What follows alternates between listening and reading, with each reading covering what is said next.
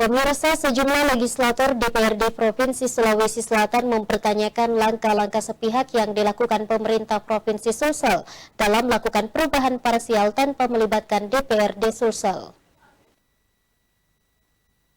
Cakupan persentase maksimal yang dapat melaksanakan imunitas di 2020 pada angka sekitar 66%. Dalam rapat kerja yang dilakukan oleh Komisi E DPRD Provinsi Sulsel bersama dengan Dinas Kesehatan Sulsel mengenai progres kelanjutan Rumah Sakit Regional Kabupaten Bone, sejumlah dewan mempertanyakan adanya penambahan anggaran pada pembangunan rumah sakit.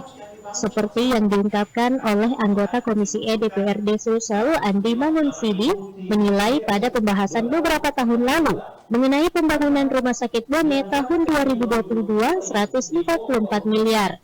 Namun kemudian tiba-tiba terjadi perubahan 148 miliar.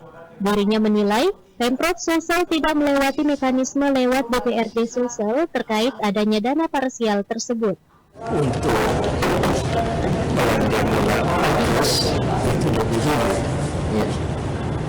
Tiba-tiba dalam perjalanan APBD ini itu berubah menjadi 148 ya. Perubahannya itu menurut alasan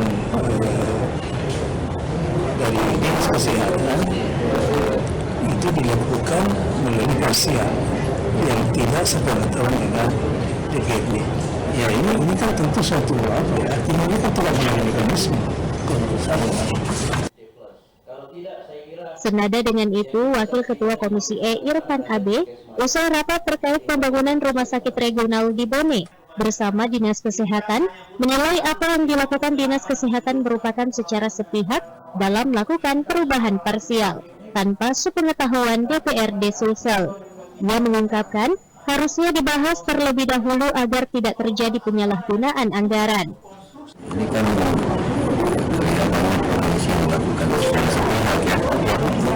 Secara sepihak melakukan perubahan parsial terus pemberitahuan saya ke DPR. Ini sangat berbahaya nih. Peristiwa tahun 2021 bisa terulang kembali. Waktu itu kita tidak dapat WPD hanya karena